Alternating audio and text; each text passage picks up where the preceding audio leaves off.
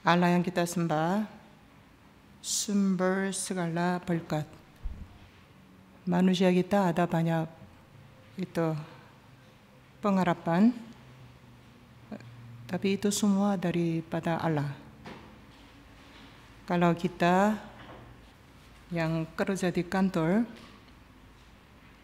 supaya mendapat gaji 1 bulan, kita sangat menyesuaikan diri, meskipun dalam hati tidak begitu senang, tapi kita tunduk dan terima permintaan dari kantor kita atau atasan kita, karena kita dapat gaji daripada kantor itu. Itu apalagi Allah. Dialah yang memberi segala-galanya kita perlukan, segala berkat yang kita cari juga daripada Allah. Sebenarnya satu-satunya pengharapan kita hanya Allah yang kita sembah. Namun kita bagaimana begitu melalaikan Allah kita. Jadi karena tidak mengerti betapa beratnya dosa asal kita, yang kita buat dosa di dalam Adam itu, kita tidak mengakui dan tidak bersyukur Tuhan Yesus yang Dia utus sebagai Juru Selamat kita, yang datang untuk tebus dosa kita. Begitu kan? Kemudian kita tidak begitu menaruh pengharapan akan kerajaan surga, tapi kita maunya hidup sebagai yang kaya dan berhasil sukses diakui dari dunia. Kita ingin mendapat itu apa yang ada di dunia. Padahal yang kita dapat di dunia ini, meskipun besar atau meskipun angkasa semua, waktu kita mati akan hilang semua. Tapi kita tertuju ke yang akan hilang, tapi kita tidak menaruh pengharapan akan itu tempat tinggal yang sedang disediakan oleh Tuhan. Maka itu pengharapan kita ke surga sangat sedikit daripada kita yang tujui di dunia ini. Maka itu semua perbuatan Yesus di dunia ini sepertinya bukan urusan kita, itu urusan Tuhan Yesus sendiri. Maka meskipun Tuhan menderita dan mengalami apapun di dunia ini bukanlah untuk kita sendiri. Itu perasaan kita demikian kali. Jadi kita bisa mengerti yang ini, itu murid-murid Yesus pada waktu berdoa di Taman Getsemane, Tuhan Yesus minta sama mereka, berjaga-jagalah dengan aku, hanya 1 jam berdoa bersama dengan aku. Aku itu begitu sedih dan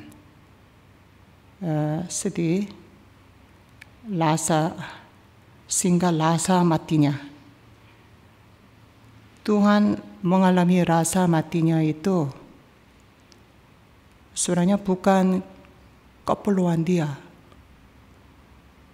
tapi untuk memberi keselamatan yang sempurna kepada kita. Tuhan kita mengalami segala penderitaan yang begitu ngeri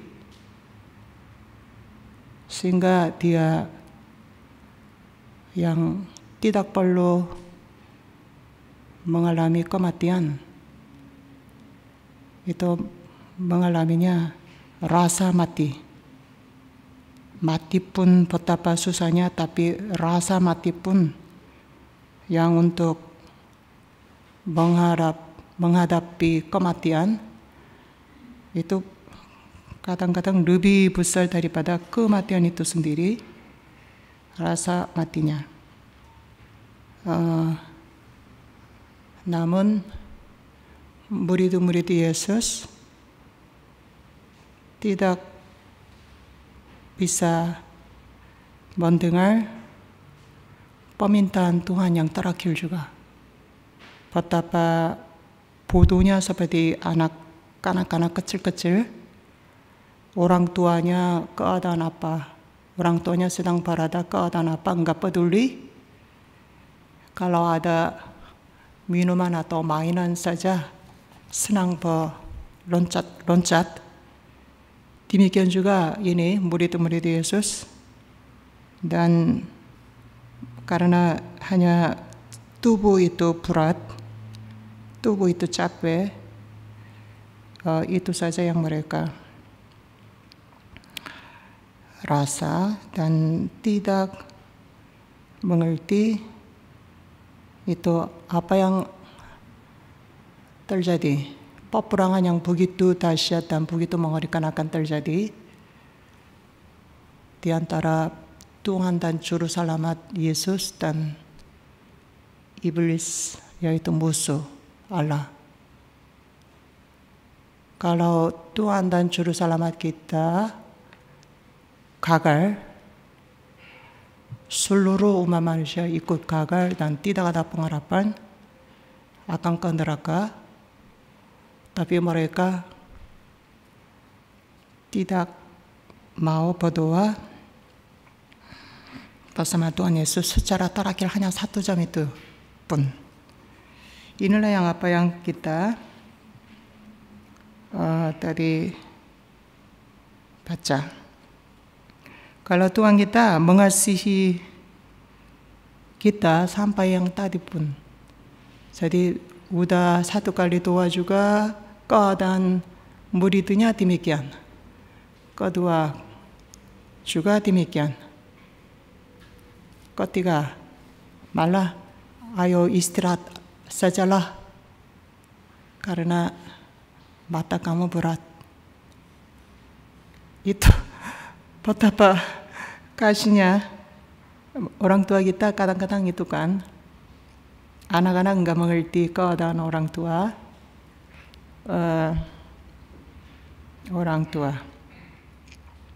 Tapi tidak mau kasih tahu apa. Kemudian orang tua hanya senang saja. Itu anak-anak main dengan mainan, dia senang-senang. Padahal orang tua sekarang menghadapi kematian pun orang tua senang. Demikian itu. Terakhir Tuhan berkata, istirahat ajalah. Kita mungkin sering keadaan demikian ya. Tuhan mengasihi orang-orang kudus sampai akhir. Itu Yohanes 13 ayat 1 juga mengatakan Tuhan Yesus mengasihi murid-muridnya sampai hari kesudahannya gitu ya. Mengasihi, sangat-sangat mengasihi. Besok dia akan mati. Tapi secara terakhir mengadakan perjamuan. Kemudian itu mencuci kaki murid-muridnya juga. Kemudian itu dalam perjamuan itu Tuhan Yesus kasih roti dalam mulut Yudas Iskariot juga. Orang Yahudi itu mereka itu kan waktu mereka makan itu setengah berbaring mereka biasa. Kemudian itu satu potong roti itu celupin pada sausnya. Kemudian masukin ke mulut kesayangannya ada sekitarnya. Itu cara makan orang Yahudi seperti itu. Tuhan mengasihi orang-orang kudusnya sampai terakhir juga. Maka mengasihi Yudas Iskariot juga sampai seperti itu. Secara terakhir Tuhan kasih roti, potongan roti, celupin sausnya dan kasih di dalam mulutnya. Tuhan tahu dia akan keluar, kemudian dia akan menjual dirinya, tahu juga. Lakukanlah apa yang kamu mau lakukan. Itulah apa yang Tuhan Yesus bisa kasihi kepada Yudas Iskariot itu. Tidak bisa lebih daripada itu karena dia sudah mengambil jalan yang mati, kutuk. Tapi kepada dia pun Tuhan kasih potongan roti kepadanya. Demikian. Itu kasih dari Tuhan kita akan umat manusia tidak bisa dimengerti dengan otak kita yang kecil. Sungguh mengasihi kita. Maka itu makin kita penuh dengan Roh Kudus,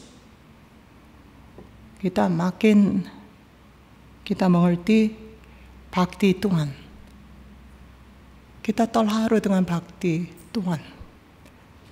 Tidak bisa lupa satu saat pun bakti dari Tuhan. Tapi saudara, itu hari ini kita judul khotbah kita, mari kita berdoa supaya tidak jatuh dalam pencobaan kan? Tidak jatuh dalam pencobaan. Tapi kalau kita tidak berdoa dan tidak dipenuhi Roh Kudus, tidak dituntun Roh Kudus, dalam sekejap waktu kita lupa semua akan bakti Yesus. Kita bisa hidup di luar kebenaran juga. Kemudian pengharapan akan kerajaan surga hidup kekal itu lenyap juga. Ini demikian itu jatuh dalam pencobaan itu ngeri banget, ngeri benar. Meskipun orang itu dedikasi puluhan tahun untuk gereja, tapi ketika jatuh dalam pencobaan itu dibuangkan semua yang apa yang dia lakukan untuk roh jiwanya, untuk keluarganya, itu lupa semua ya. Kemudian itu hatinya menjadi penuh dengan kedengkian, keluh kesah akan teman-teman gereja atau akan gereja atau akan pemimpin gereja. Ya, itu yang terjadi. Itu karena pencobaan itu bukanlah yang datang daripada Allah. Ini datang dari iblis. Iblis. Apa yang datang dari iblis itu memang sifatnya begitu. Sifatnya apa yang dia dapat lupa. Kemudian benci, dengki, menggerutu, keluh kesah, ini yang keluar dari iblis itu. Karena memang dia adalah hakikat yang penuh dengan hal-hal yang demikian. Ya, saudara. Mengenai pencobaan itu,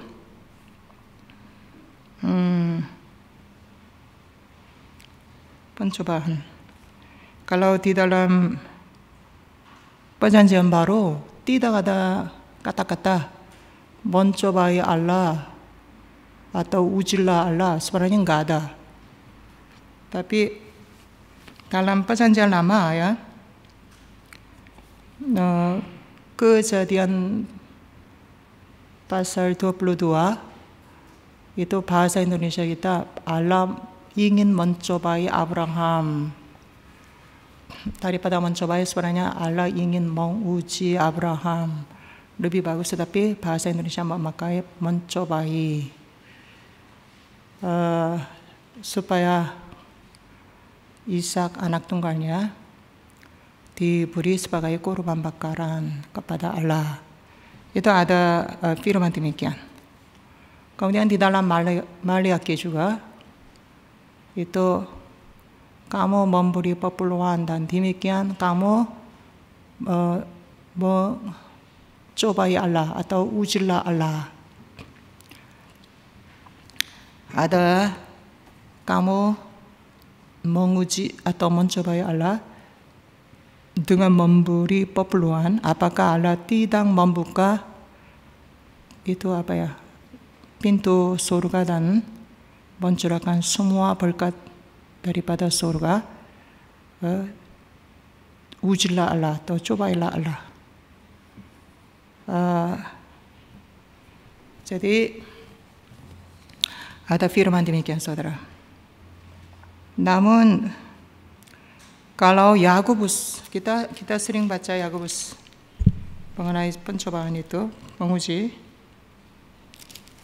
Yakobus pasal 1, kamu yang sedang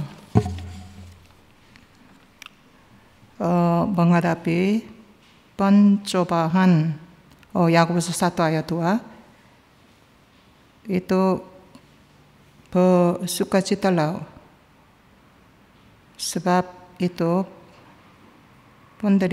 penderitaan iman, kesusahan iman ini akan menghasilkan kesabaran. Jadi maka ketika kamu mendapat pencobaan, malah bersukacitalah. Kesusahan iman itu akan menghasilkan kesabaran.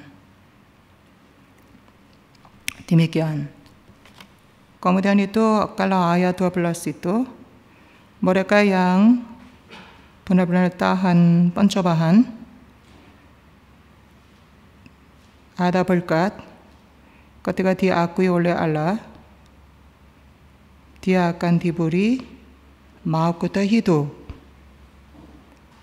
Tapi 13, ketika kamu mendapat pencobaan itu, kamu jangan berkata kamu sedang dicobai oleh Allah.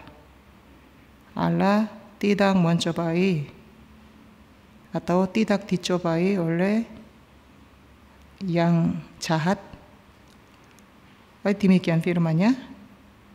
Kemudian yang dicobai itu karena mereka tergoda dengan tamak masing-masing. Jadi kalau Yakobus itu mengatakan pencobaan itu memang kamu pasti mendapat pencobaan, tapi ini kamu balas sukacita. Kemudian kamu harus lewat masa pencobaan itu supaya kamu mendapat kesabaran melalui kesusahan iman itu. Demikian. Kemudian tentu pencobaan itu bukan daripada Allah, tapi karena kamu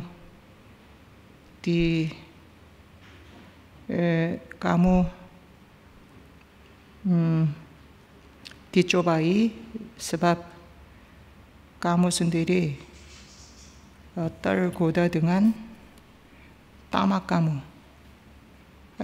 Maka begini saudara, pencobaan. Jadi kita bingung juga ya. Itu Allah menguji Abraham, kemudian sehingga di situ benar-benar Abraham diuji oleh Allah. Tapi kalau Maliaki 3 ayat 10, kamu memberi perpuluhan yang utuh. Kemudian biarlah ada makanan di rumahku, dan kamu menguji atau mencobai apakah aku tidak membuka pintu surga dan memberi berkat sehingga tidak ada tempat untuk menumpukannya. Maka di sini suruh kita mencobai Allah juga, menguji Allah.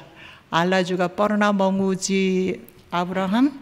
Kita suruh mencobai Allah itu. Tapi di dalam Matius pasal 4, Yesus mengatakan kan, itu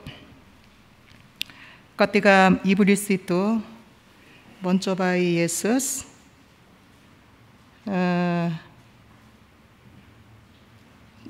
untuk menjatuhkan diri dari bumbung bayi-darah. Ayat 7, ada yang tertulis, kamu jangan mencobai Tuhan Allahmu. Kalau Yesus mengatakan demikian, jadi ini apa ya? Tuhan Yesus jangan mencobai. Tapi Maliaki tadi 3:10 mencobai Allah. Kemudian atau apa ya? Kemudian Abraham itu diuji oleh Allah. Kata Yakobus yang kita baca itu Allah tidak dicobai dari yang jahat, Allah sendiri tidak mencobai juga. Ya, kita ini harus mengerti. Kita harus mengerti dengan bagaimana ya, gitu saudara, mencobai atau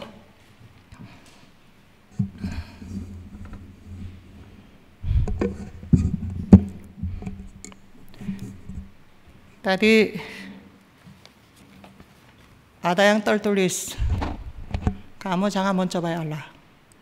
Padahal jatuhkanlah dirimu, kalau begitu kamu akan dipelihara supaya kakimu tidak terantuk. Itu pun sudah tertulis. Iblis membawa firman yang tertulis, kemudian mencobai Yesus supaya Yesus mencobai firman itu apakah benar atau tidak. Tapi Yesus mengatakan, kamu jangan mencobai Allah. Ada yang tertulis jangan mencobai Allah. Itu gimana ya, kita bingung kan? Jadi saudara, pokoknya kita tidak boleh jatuh dalam pencobaan. Tapi cara mana yang kita bisa tidak jatuh dalam pencobaan itu?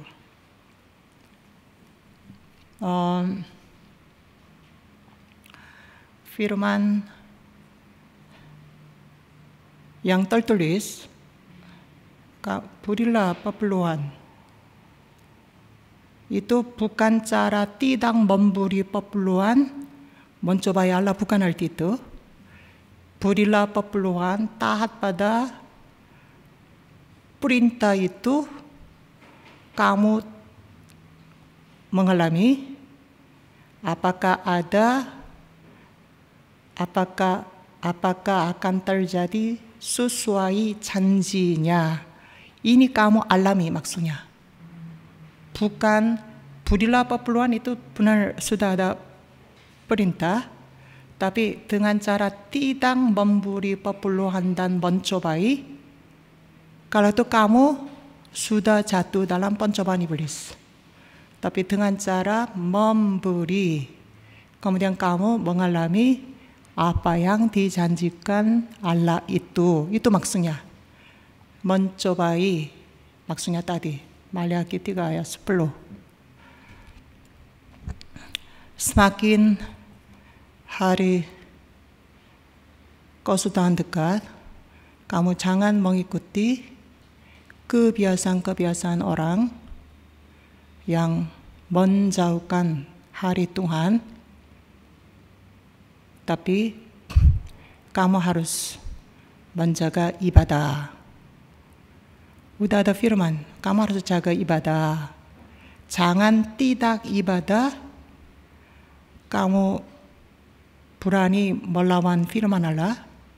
Tapi karena ada firman yang jelas itu, kita ikut ibadah. Kalau ikut ibadah nanti aku kena corona gimana? Alkitab tidak bicara demikian, tapi hari kau sudah makin dekat. Kamu jangan ikut kebiasaan-kebiasaan orang yang menjauhkan ibadah. Tapi kamu jaga ibadah. Kalau begitu, kita ikut ibadah, bisa kena corona juga. Kalau jemaat zaman mula-mula, karena ikut ibadah bisa dibunuh juga. Sehingga mereka ibadahnya di bawah kuburan. Tapi karena jaga ibadah. Itu. Ampunilah sesamamu. Kamu jangan membawa alasan orang itu karena begini begitu tidak mungkin ampuni. Tapi firman Tuhan, ampunilah. Kalau Tuhan sudah mengatakan ampunilah, kamu jangan mencobai firman Allah. Meskipun aku tidak mengampuni, aku dapat uang banyak. Meskipun aku tidak mengampuni, aku tidak kena corona. Meskipun aku tidak mengampuni, anak-anak semua itu semua urusan keluarga aku berlangsung baik. Kamu jangan mencobai firman Allah seperti itu, tapi taat pada firman Tuhan. Saudara, itu manusia kita betapa sering mencobai Allah. Mencobai Allah itu tidak boleh cara seperti tadi yang saya bawa contoh, tapi kita berani mencobai Allah. Sifat iblis kita nyatakan kan. Waktu Yesus lewat di dunia ini juga, orang Farisi seperti kita semuanya. Kesalahan ada, ikut ibadah memang ikut, memberi persembahan juga memang iya. Tapi tidak mengasihi Tuhan, itu orang Farisi. Sekarang banyak orang Farisi juga di gereja kita juga. Orang Farisi itu mencoba Yesus, bawa itu uang logam dari Romawi. Kemudian itu, apakah kami harus memberi pajak pada Kaisar? Mereka tanya. Padahal orang Yahudi itu benci Kaisar dan Romawi. Tapi mereka mencobai Yesus. Kalau Yesus jangan beri, mungkin dirapor langsung ke ini orang ini mengajar tidak memberi pajak untuk Kaisar, ya, untuk menjerat Yesus. Mereka mencobai demikian. Mereka berani mencobai itu perempuan yang ditangkap di tengah-tengah tengah-tengah yang itu pecaburan apa ya, pokoknya yang masalah seksual itu berzina itu mencobai juga. Kalau Yesus suruh mereka dibunuh sesuai peraturan dari hukum Taurat. Hukum Taurat. Perempuan pasti dibunuh di tempat itu. Kalau Yesus dibunuh di tempat itu, orang Yahudi tidak boleh mengadakan hukuman pada waktu itu karena mereka sudah diduduki oleh Romawi. Mereka sendiri tidak ada hak untuk mengadakan hukuman sesuai hukum Taurat mereka. Tapi apabila Yesus mengatakan sesuai hukum Taurat, Musa, lemparilah batu. Sebenarnya Yesus kalau dia datang daripada Allah, dia harus menghormati hukum Taurat. Maka harus sebenarnya bicara demikian. Kemudian, tapi apabila dibunuh dengan hukum Taurat, bagaimana? Yesus yang membujuk mereka itu ditangkap. Mereka berani mencoba Yesus seperti ini. Di antara kamu yang tidak ada dosa, lemparilah batu. Kalau mungkin kita pasti lempari orang asing seperti kita, tapi orang Yahudi pada dasarnya mengerti akan dirinya, tidak ada yang satupun berani melemparkan batu. Itu orang munafik pada zaman Yesus itu sering dia berani mencobai Allah kita. Saudara, kemudian kita pikir, ya ini mereka ini tidak takut sama Tuhan, berani mencobai Tuhan gitu kan. Tapi tadi saudara udah dengar contoh-contoh yang kita mencobai Tuhan. Mencobai Tuhan. Kita betapa sering mencobai Tuhan. Bukan cara taat pada firman Tuhan, tapi dengan cara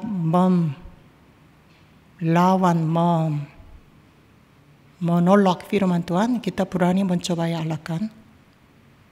Inilah apa yang kita lakukan karena kita orang Farisi zaman ini. Mencobai. Itu mencobai itu artinya demikian saudara. Jadi bukan kamu melawan firman itu mencobai Allah. Tapi taat pada firman itu kamu mengalami Allah yang besar, kasih dan kasih anugerahnya. Itu artinya betapa banyaknya firman Tuhan yang kita bisa mencobai. Tapi kita sebenarnya tidak mencobai. Maksudnya itu letakkan tanganmu. Mencobai kita, letakkan tanganmu. Maka kita letakkan tangan aja. Kalau gitu, sesuai kehendak Tuhan yang sembuh-sembuh. Usirlah roh kotor dalam namaku Yesus. Maka kita usir roh kotor dalam nama Yesus. Meskipun kita gemetar, pertama kali usir, kita lakukan. Tapi, apakah aku bisa sembuhkan orang? Jangan. Apakah aku bisa usir roh kotor? Jangan. Kalau gitu saudara dengan menentang melawan firman Tuhan sedang mencobai Allah, maka saudara terus tidak bisa menyembuhkan, terus tidak bisa mengusir. Beritakanlah Injil meskipun ada waktu atau tidak ada waktu. Kalau itu beritakan Injil aja. Tapi kita betapa lawannya akan firman itu. Ini bukan sahannya, ini bukan orangnya, gitu kan? Maka firman Tuhan ditentang, dilawan oleh kita dengan cara negatif mencobai firman akan Allah. mencobai firman Allah, mencobai Allah. Itulah apa yang kita sedang lakukan karena kita orang Farisi pada tahun 2021. Saudara, kalau kita iblis itu kita bagaimana? Dosa, mengenai dosa, betapa kita menganggap enteng dosa yang kita lakukan dalam pikiran. Dosa yang kita lakukan dalam pikiran, betapa kita merasa enteng, saudara. Mungkin ribuan kali dosa dengan pikiran, namun kita merasa itu sesuatu yang enteng gitu.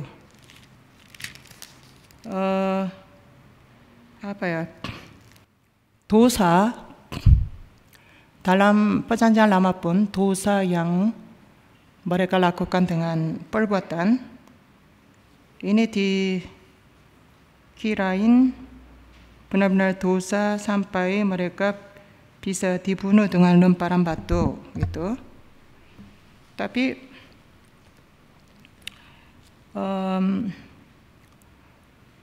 dari 10 perintah itu dosa yang memberi kesaksian palsu. Coba kita ke Keluaran 20. Keluaran 20. Saksi dusta. 16.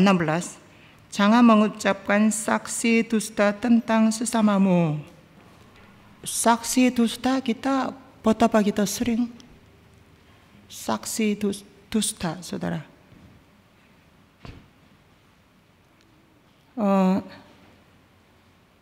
Contohnya ada apa ya? Saksi dusta. Tadi orang itu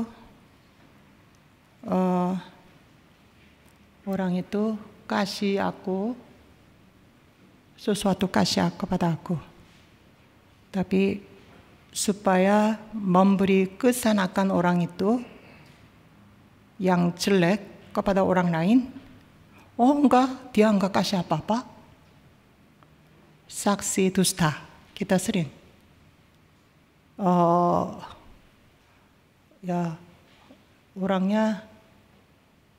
Orangnya apa ya? Saksi dusta kita sering lakukan.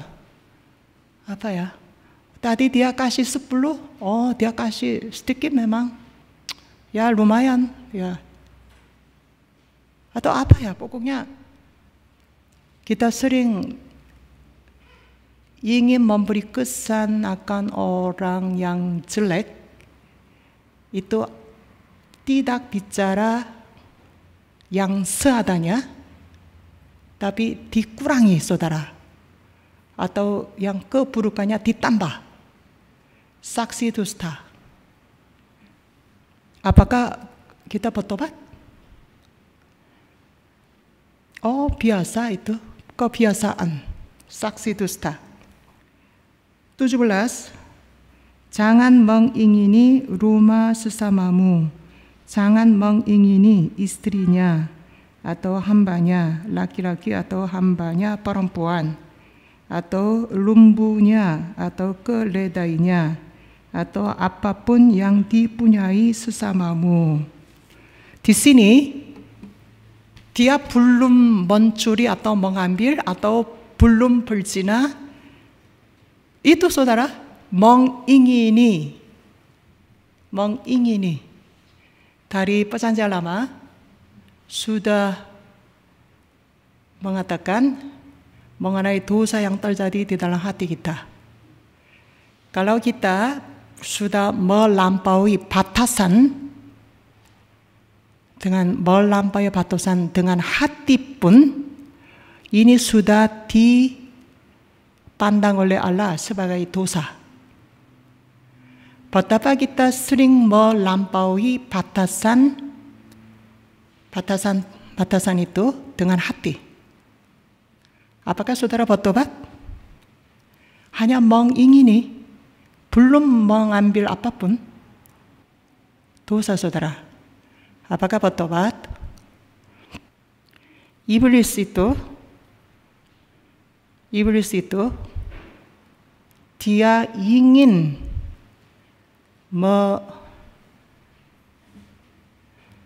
menaikkan kedudukannya, atau bahasa kita apa ya? Dan dia ingin duduk di atas awan-awan. Sebenarnya dia ingin juga, belum dia bisa melakukan apapun. Dia belum bisa melakukan apapun, saudara. Coba kita ke Yesaya 14. Yesaya 14 juga ayat 13. Dia bicara di dalam hati dia. Aku akan naik surga, aku akan duduk di atas bintang-bintang yang lain, bintang-bintang Allah yang lain. Dia masih bicara dalam hati. 14.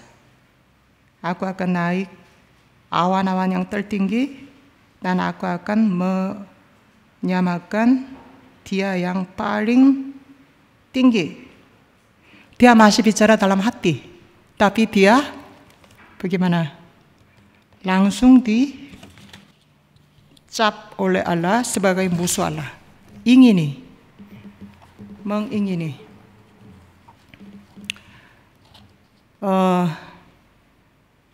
Jadi jatuh dalam pencobaan itu betapa gampangnya ketika pikiran iblis itu masuk di dalam diri kita dan kita mengingini apa yang diajarkan oleh iblis itu namanya kita jatuh di dalam pencobaan.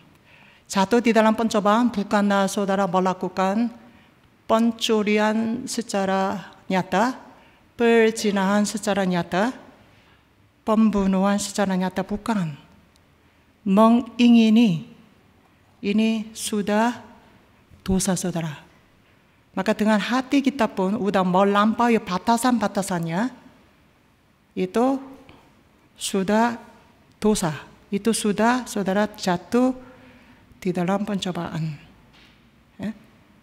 Meskipun Tuhan mengasihi kita sampai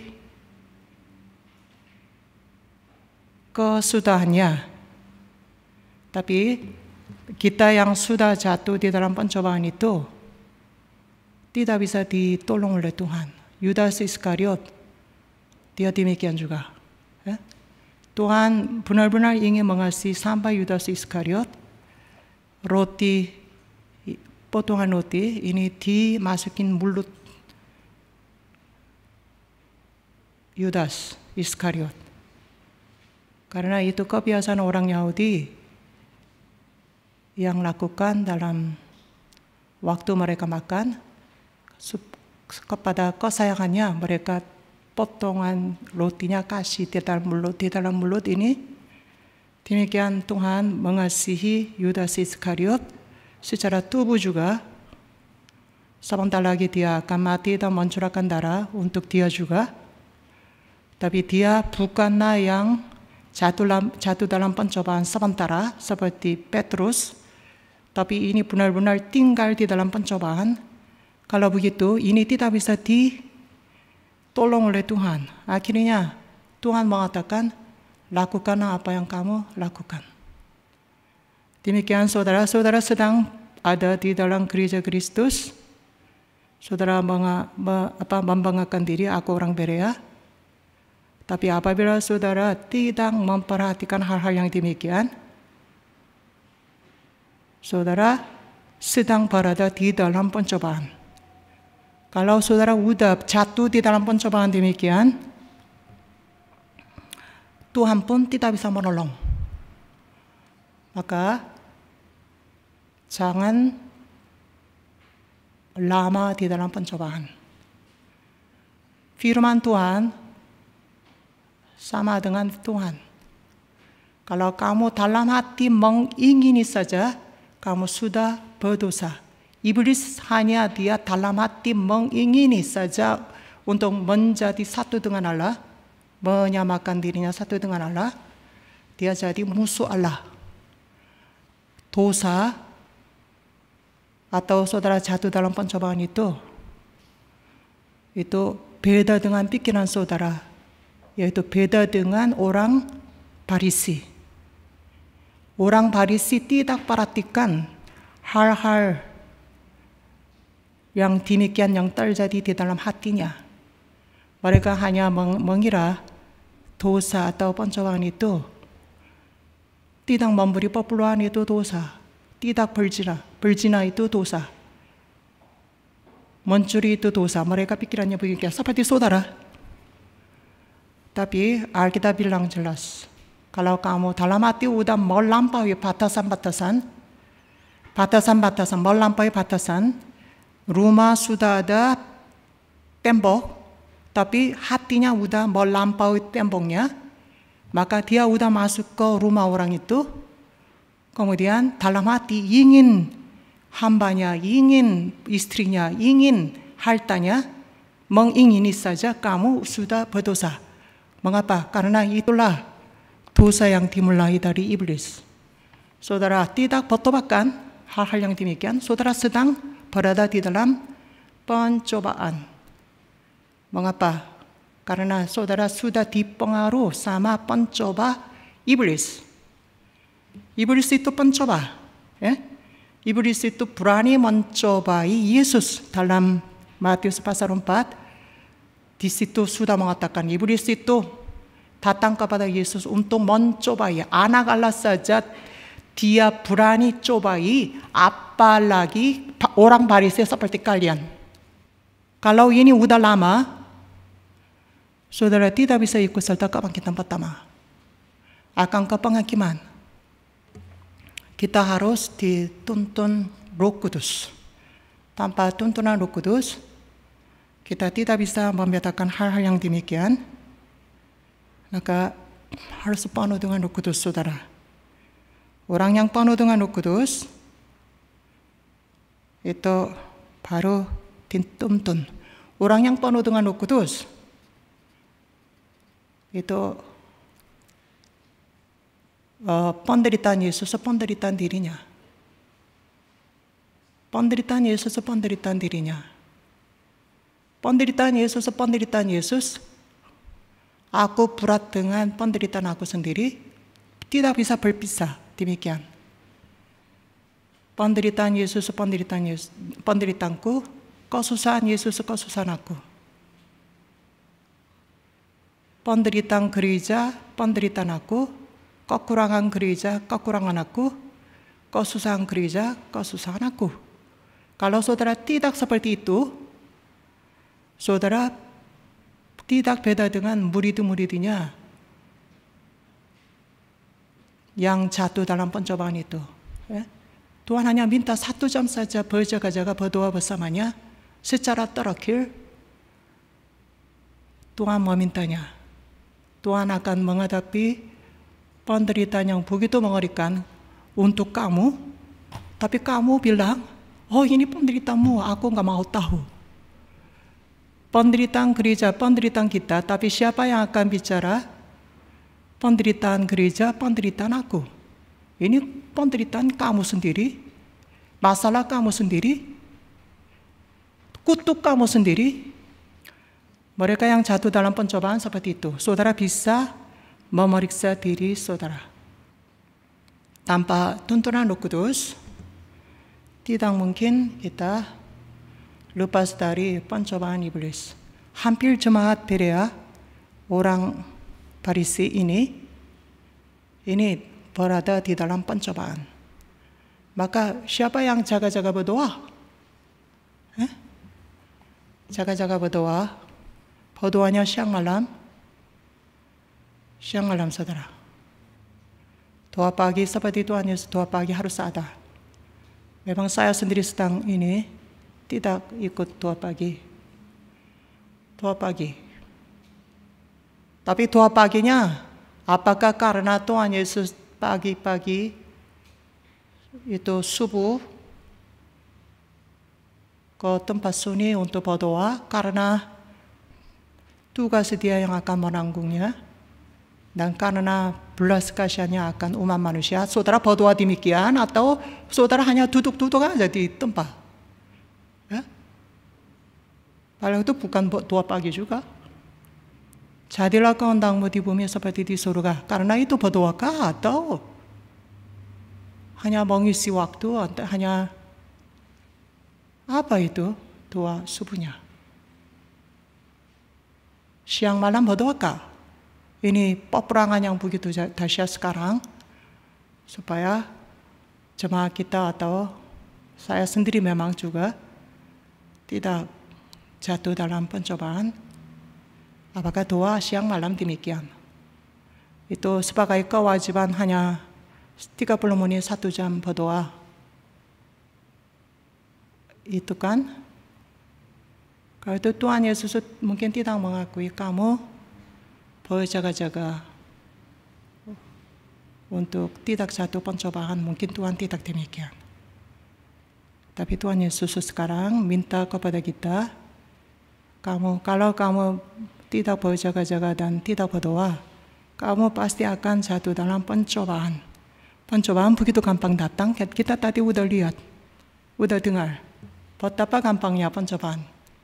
Melampaui batasan-batasan aja pencobaan. Jadi iblis juga. Maka saudara mencobai firman Allah, apakah ini terjadi atau tidak, itu tidak boleh demikian. Tapi dengan taat pada firman Tuhan kita benar-benar memiliki pengalaman firman Allah adalah iya dan benar. Itu sekarang ada ini ya, kelompok orang Kristen tidak mengakui Markus pasal 16 dan 17 itu minum racun maupun tidak akan celaka, gitu kan? Kemudian bahasaro meletakkan tangan pada orang sakit sembuh, pegang ular juga tidak akan celaka. Ini mereka tidak setuju karena mereka mencobai minum racun maut mati, mencobai pegang itu siapa? Ular mati juga. Oh ini bukan firman daripada Allah, tambahan. Mereka bilang begitu. Salah apa saudara? Kamu tanpa mengetahui minum racun maut. Kemudian karena karena Tuhan mengatakan minum racun maupun kamu tidak mati, aku tidak mati. Ini iman. Tapi apakah firman ini benar atau tidak? Benar-benar minum racun maut, matilah pasti. Seperti Paulus itu digigit sama ular. Kalau itu dia hidup. Tapi orang supaya mencobai firman Allah, pegang ular, matilah. Minum racun maupun kamu tidak celaka, itu untuk zaman seperti sekarang. Zaman seperti sekarang saudara, kok gereja akan menghirup virus, mati. Tapi taatlah pada ibadah. Maka mana yang lebih tinggi? Taat aja. Tidak mati. Menghirup virus, kita tidak mati. Minum racun maut. Makan tahu juga minum racun maut. Makan tempe juga minum racun maut. Makan daging juga minum racun maut. Di mana ada zaman seperti sekarang? Tapi gimana kita? Kalau tidak makan seperti itu, kita harus keluar dari angkasa ini kan? Tapi Tuhan, aku percaya pada firman-Mu, maka makan. Gimana? Karena tanpa makan tempe atau tahu kita bagaimana bisa makan? Minum racun maupun kamu tidak celaka. Itu artinya itu saudara. Tapi ini benar atau tidak? Cobain. matilah pasti. Karenanya ada kelompok orang Kristen itu firman Tuhan ini bukan firman Tuhan tadi ya. Markus pasal 16 itu 17 itu. 자, saudara, pokoknya supaya tidak jatuh dalam pencobaan, berdoalah. Berdoanya bukan untuk menunjukkan sesuatu kebenaran sendiri, tapi apakah saudara benar-benar terharu dengan kasih dan kasih anugerah dari Allah kita, supaya semua orang mengerti akan hal itu, bahkan dirinya juga. Kalau tidak demikian, hanya duduk di bangku gereja dan doa, sebenarnya ini tidak mungkin saudara terlepas dari pencobaan. Malah lebih jatuh dalam pencobaan. Karena pura-puraan. Orang Farisi mengapa dikutuk sama Tuhan? Karena pura-puraan. Orang Kristen sedikit pun tidak boleh pura-puraan. Saudara, itu berarti saudara sudah jatuh di dalam pencobaan. Sudah jatuh. Bukan seketika sementara jatuh dalam pencobaan, tapi saudara sudah tinggal di dalam pencobaan.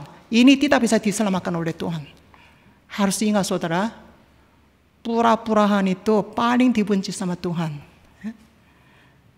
Kita harus dipenuhi Roh Kudus, harus dituntun Roh Kudus.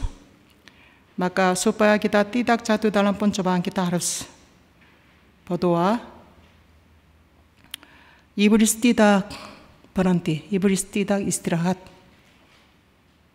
Maka kita pun tidak boleh istirahat. Siang juga berdoa, malam juga berdoa, sambil tidur juga berdoa, ke WC juga berdoa, dimanapun berdoa. Kalau saya untungnya karena sakitnya berdoa terus. Jadi kalau tidak sakit, lupa. Maka ini sakitnya berkat bagi aku, karena saya tegar hatinya, malas berdoa, mengundang pencobaan mungkin. Sakitnya malah berkat bagi aku, karena sakitnya berdoa, Tidur juga tidak bisa, bangun juga harus berdoa. Kalau begitu ini berkat. Penyakitnya yang saya tanggung ini berkat. Ya? 자, saudara, mari kita berdoa dengan cara yang tidak berhenti. Karena iblis juga tidak berhenti mencoba kita. Kita pun jangan berhenti berdoa. Ini hanya dengan Roh Kudus saja bisa. Tapi jangan-jangan seperti saya karena sakitnya berdoa siang malam, jangan. Ini kutuk juga. Saudara tidak sakit pun roh jiwa saudara harus terbangun, maka harus siang malam berdoa supaya kita tidak jatuh dalam pencobaan. Mereka yang jatuh dalam pencobaan mengabaikan pemimpinnya. Mengabaikan pemimpinnya. Menghina, mengabaikan pemimpinnya, keluh kesah akan pemimpinnya, menggerutu akan pemimpinnya. Itu jelas saudara. Maka itu mereka pertama kali keluar dari gereja karena ada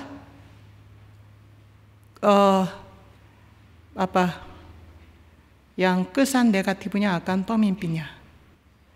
Kesan akan negatifnya akan pemimpin. Kalau dia begitu, seluruh keluarganya akan terpengaruh. Maka itu satu kepala keluarga udah menggerutu akan pemimpin, semua keluarga memiliki kesan yang sama. Jadi satu keluarga pemimpin keluarga keluar, anak juga ikut keluar, mantu juga ikut keluar, cucu juga ikut keluar. Kalau gitu, ini keluarga ini tertutup dengan kebenaran, tertutup langsung. Betapa kutuknya. sampai 1000 generasi kutuk. Ini bukan masalah kecil, saudara. Jadi meskipun pemimpinnya kurang, meskipun pemimpinnya tidak cocok, meskipun pemimpinnya tidak memberi keuntungan pada dirinya, kadang pemimpinnya bicara kasar pun, bagaimanapun harus menghormati pemimpin. Ini bukan untuk pemimpin itu, untuk diri kita, untuk keluarga kita sendiri sebenarnya. Ini saudara tidak boleh lupa. Saudara bisa tahu, saudara sekarang jatuh di dalam pencobaan atau tidak. Kalau di dalam saudara udah ada itu air yang pahit akan pemimpin gereja, saudara sudah berada di dalam pencobaan. Sebentar lagi akan terguling. Ini untuk diri saudara, untuk keluarga saudara. Bagaimanapun saudara tutup satu mata tutup akan pemimpin. Meskipun jelek, saudara mengatakan cantik. Meskipun jahat, saudara harus bicara baik. Harus seperti itu. Asal melaluinya saudara mendengar kebenaran. Aku ada Pak Kim Ki-dong. Ya Pak Kim Ki-dong. Makanya mengenai Pak Kim Ki-dong, tutup satu mata, mengakuinya, apapun yang dia jelek, kita akui. Asal kita dengar kebenaran daripada dia. Saudara, kepada saya juga sama. Saudara pasti ada banyak keluh kesah akan saya. Tapi itu orang yang kurang mengerti, kurang ajar juga, kurang mengerti kasih anugerah juga. Anak-anak yang tidak berbakti hanya ingat 1-2 hal yang salah baginya, tapi tidak ingat semua kasih anugerah dari orang tuanya. Dari kecil, bayi kecil, merah, bagaimana dibesarkannya, lupa semuanya. Hanya 1-2 hal yang salah akan dirinya saja dia ingat, benci sama orang tua. Ini namanya anak tidak berbakti. Anak-anak seperti ini akan membunuh orang tua. Kalau membunuh orang tua gimana? Dibuang sama Allah juga. Semua merugikan diri saudara. Merugikan diri. Sama dengan mereka seperti itu mengabaikan gereja. Maka itu bagaimana gereja menaungi dia? Kalau tidak ada gereja kita, saudara dapat firman dari mana? Bagaimanapun gereja kita kecil, jelek, kemudian itu administrasi gereja kita tidak begitu mantap, banyak kekurangan-kekurangan ada juga. Saudara mungkin ada yang sakit hati juga karena gereja sepertinya tidak peduli. Gereja peduli saudara sampai mana? Saudara yang orang berdosa sudah dengar firman daripada gereja kita, bertobat menjadi anak-anak Allah. Gereja menolong apa kepada saudara? Saudara tidak mengenal gambar kehendak Allah sedikit pun. Saudara sudah dapat buku yang diterjemahkan susah-susah, meskipun terjemahan kurang bagus. Melaluinya saudara mengenal gambar kehendak Allah. Saudara harus dapat apa daripada gereja kita? Di gereja lain apakah bisa mengajar gambar kehendak Allah? Istilah gambar kehendak Allah saudara dengar dari mana? Nama Allah Yesus itu saudara dapat dari mana? Dari gereja kita. Gereja kasih apa? Kasih hidup kepada saudara. Tapi karena sedikit kerugian atau sedikit sakit hati, menghina mengabaikan gereja, berarti saudara sedang berada di dalam pencobaan. Sudah dekat jatuh di dalam tangan iblis. Gereja kurang apa? Sudah kasih hidup, syukur. Sudah kasih jalan, kasih tahu jalan ke kerajaan surga, harus syukur.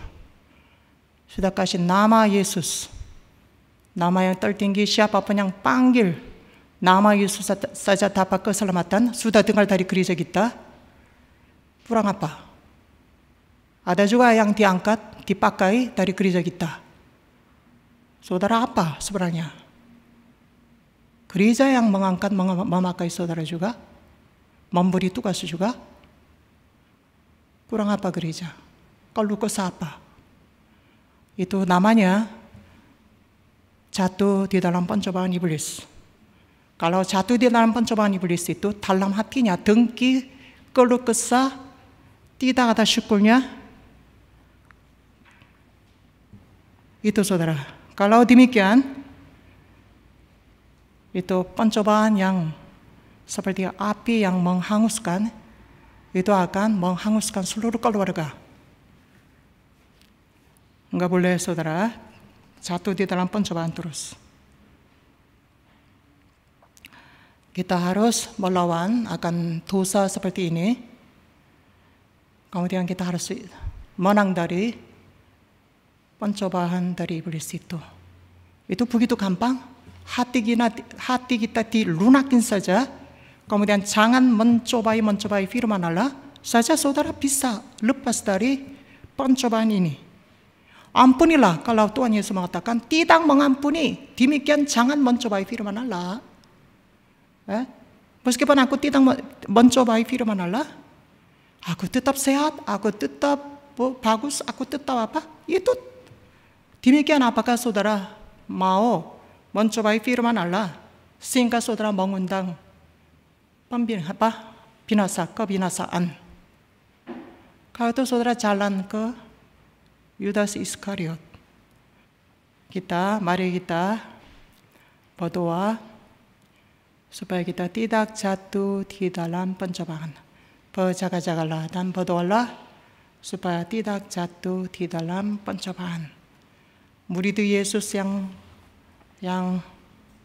tidak mentaati pada perintah Tuhan supaya berdoa bersama dalam 1 jam pun, tapi Tuhan tahu itu bukan untuk mencobai firman, tapi karena beratnya tubuh, matanya, mereka bisa dimaklumi oleh Tuhan, memberi kesempatan.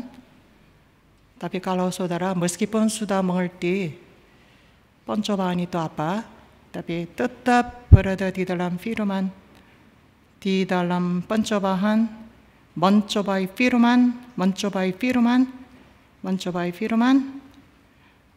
jalan Yudas Iskariot itu akan jatuh. Itu kita harus ingat, saudara. Jadi kita harus penuh dengan Roh Kudus. Penuh dengan Roh Kudus, saudara. Orang yang penuh dengan Roh Kudus selalu terharu dengan bakti Yesus. Selalu terharu dengan darah Yesus. Selalu taat pada kebenaran terus. Demikian firman-Nya. Ini tadi kita enggak baca. Saudara nanti baca di rumah ya. Harus baca. Kita berseru 3 kali. Aku akan berdoa supaya tidak jatuh dalam pencobaan. Aku akan berdoa supaya tidak jatuh dalam pencobaan. Aku akan berdoa supaya tidak jatuh dalam pencobaan. Aku akan berdoa supaya tidak jatuh dalam pencobaan. Mari kita berdoa.